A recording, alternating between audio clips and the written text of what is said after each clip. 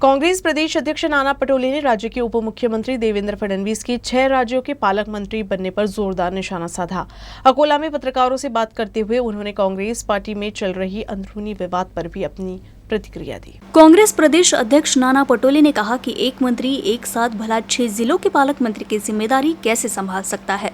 ऐसे में तो किसी भी जिले के नागरिकों को न्याय नहीं मिल पाएगा। मंत्री सुद्धा पाहिलेत आपण की 6 जिल्ह्याला एक पालक मंत्री, म्हणजे त्याला आपण ते एक लहान पोरांचं किंवा एक स्पायडरमॅन जसा राहायचा तो अशा पद्धतीचं आज पालकमंत्री होत असेल तर कुठल्या जिल्ह्याला न्याय मिळणार आणि काय करणार, किती वेळ देणार पालकमंत्री, हाही प्रश्न या ठिकाणी निर्माण होणार आहे। आणि म्हणून या पद्धतीची महाराष्ट्रामध्ये लोकशाहीची थट्टा, महाराष्ट्राच्या जनतेची थट्टा करण्याचं पाप जे भाजप करते आहे हे फार वाईट आहे आणि त्याचा आम्ही विरोध करतोय।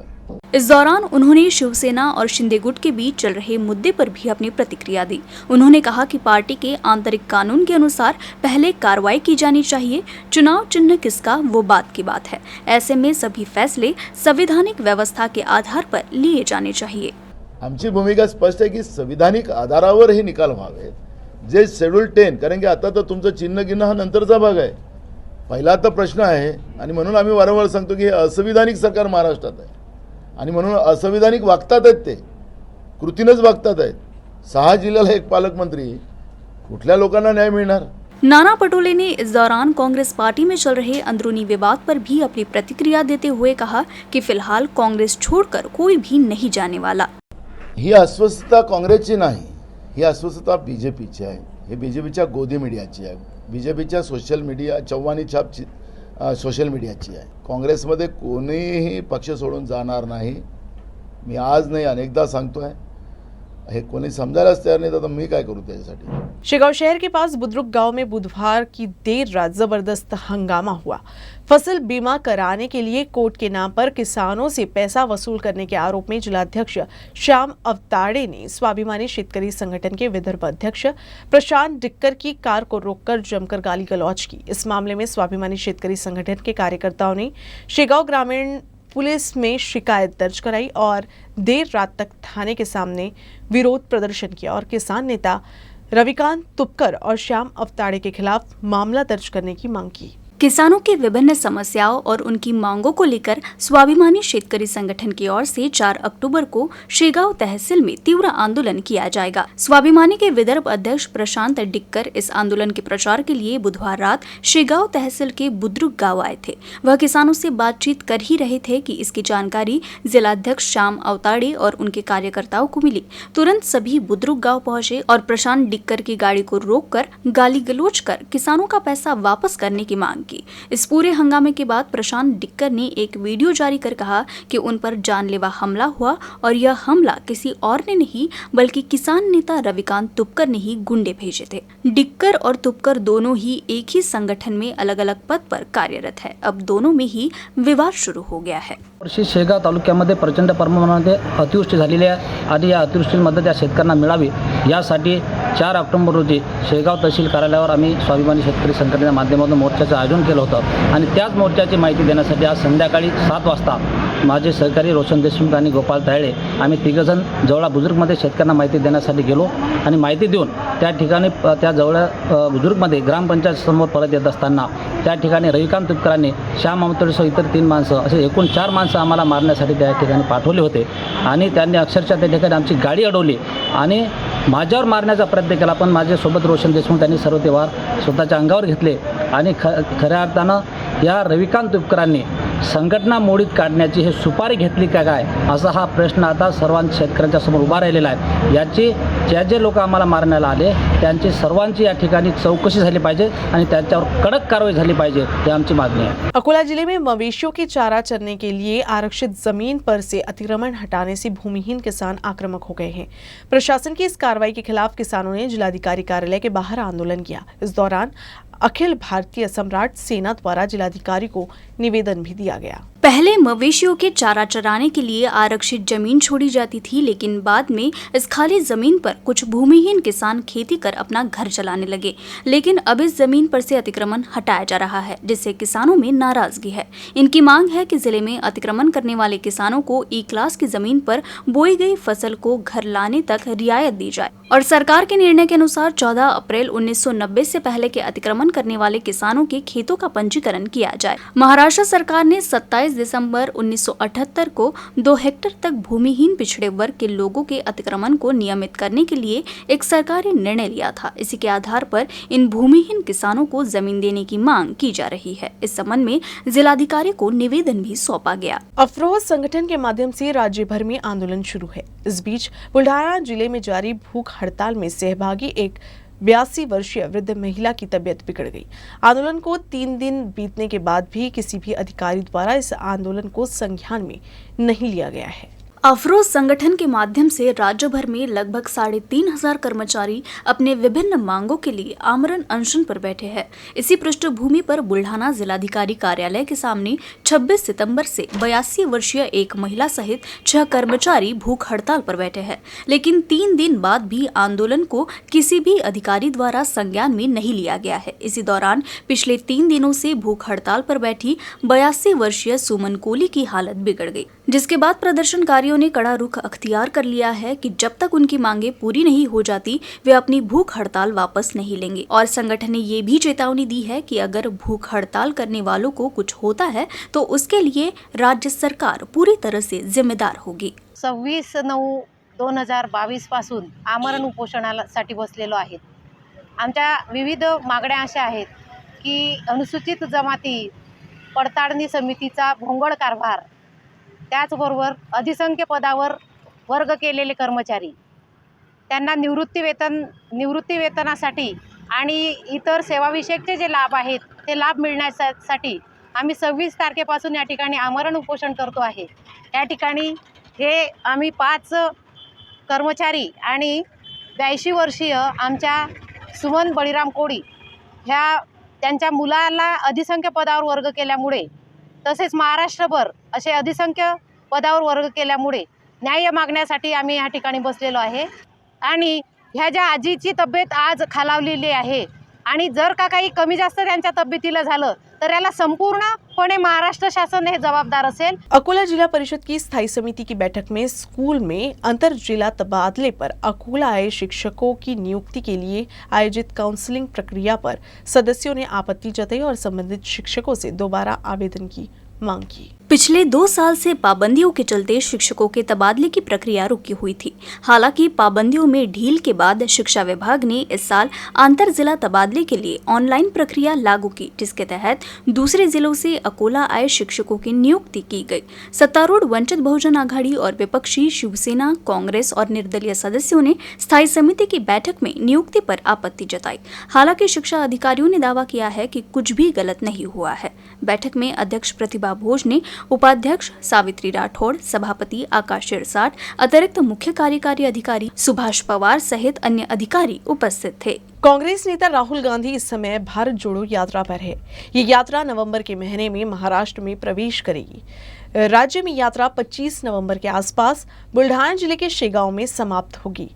प्रदेश कांग्रेस इस यात्रा के समापन को भव्य बनाने का प्रयास कर रही है।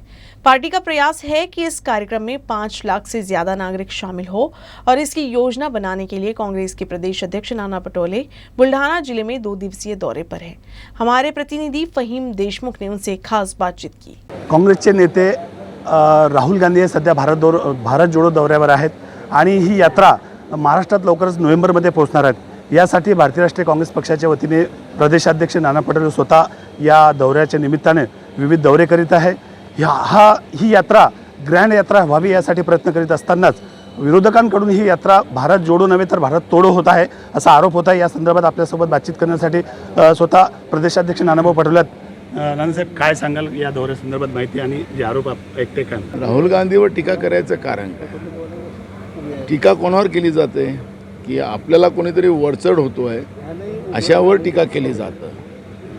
राहुलजीचं काय म्हणणं आहे? राहुलजी तिरंगा घेऊन निघालेले आहेत। राहुलजी या देशाच्या तिरंगाला वाचवायचा प्रयत्न करतात देशाच्या सीमा सुरक्षित नाही, देशाची लोक सुरक्षित नाही, भय आणि भूक या देशामध्ये निर्माण झालेला आहे, देश विकून देश चालवणारी व्यवस्था देशात निर्माण झालेली आहे. आणि अशा परिस्थितीमध्ये धर्माच्या नावाने जाती माणसामध्ये विभाजन जे सुरू झालेलं आहे ते थांबवण्यासाठी राहुलजी निघालेले आहेत. इथं काँग्रेसचा झेंडा त्यांनी घेतलेला नाही आणि त्याचा परिणाम आपण काय पाहिला की राहुलजी 200-250 किलोमीटर चालल्यानंतर राष्ट्रीय स्वयंसेवकाचे प्रमुख मोहन भागवतजी हे स्वतः मस्जिदमध्ये गेले. सांगायचं तात्पर्य राहुलजींच्या या तपस्येचं फळ सुरुवात झालेलं आहे. नाही साहेब, आपण आता मस्जिदीचा विषय काढला. विरोधक सांगताय की मस्जिद हा विषय नाना पटोले नेहमी सतत करून काय साध्य करायचं किंवा काय मेसेज द्यायचा आहे? मला राहुलजींनी भारत जोडो यात्रा, भारत जोडोचा अर्थ काय की या देशामध्ये विविध जाती धर्माचे लोक राहतात आणि आमचं संविधान सांगतं की कोणत्याही धर्मावर कोणी टीका करू नये. मी ज्या आता मंदिरात आहो या गजानन महाराजाच्या मंदिरामध्येही सुद्धा मुस्लिमही यायचे. महाराजांचे ते अनेक शिष्य होते, मुस्लिम पण हिंदू पण होते. या संतांनी कधीही हिंदू मुसलमान वाद केला नाही. पण ज्या आता राजकारणाच्या हवेचे पोटी देश विकण्यासाठी धर्माचा उल्लेख करून तुम्ही सत्ता तर घेतली. आज देशाचा प्रधानमंत्री कुठून आलेला आहे? तो संघ परिवारातून आलेला आहे. आता संघ परिवार जे मुसलमानांना शिवा द्यायचे, त्यांच्या धर्माला शिवा घालायचे, आता मोहन भागवतजी ते सरसंघ चालक आहेत आणि ते मस्जिदमध्ये गेले तर त्याचा आम्ही विरोध नाही करत आहे.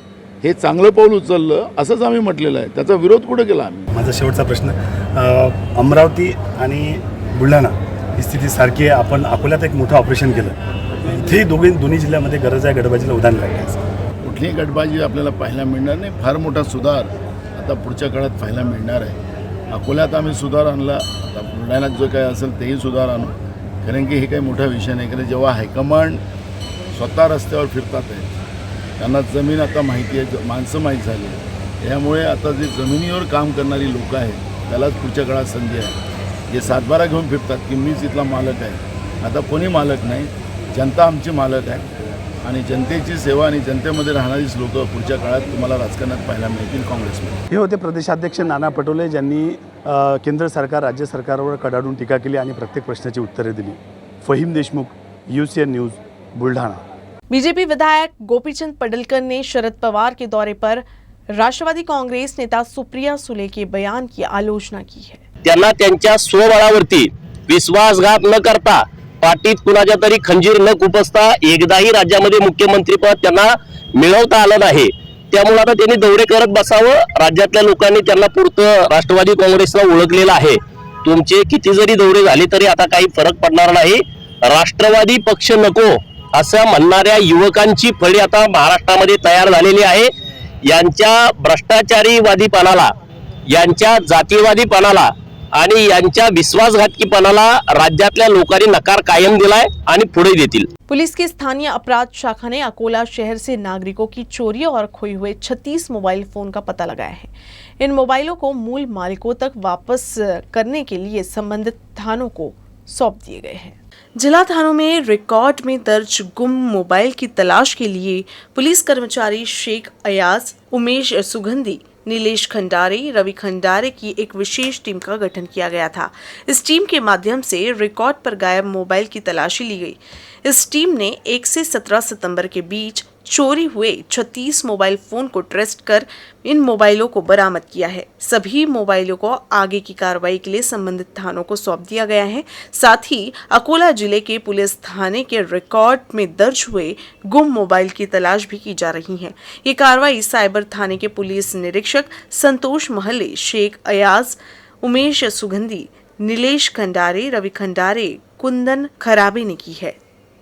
पुणे में भिड़ेवाड़ा के जीर्णोद्धार और अंतर्राष्ट्रीय स्तर पर लड़कियों का विद्यालय खोलने के साथ साथ अन्य मांगों के लिए अकोला की महिला शिक्षकों द्वारा भिड़ेवाड़ा जीर्णोद्धार संघर्ष समिति की स्थापना की गई.